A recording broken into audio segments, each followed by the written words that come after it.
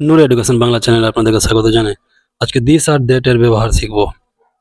This this মানে হচ্ছে এই।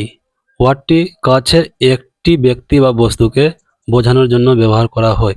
কাছের একটি বোঝাতে দিস ইউজ করব আমরা, ঠিক আছে।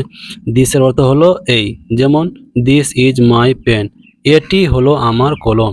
দিস ইজ মাই ফোন, এটি হলো আমার ফোন। দ্যাট কোথায় ব্যবহার করব? দ্যাট এর অর্থ হলো ওই।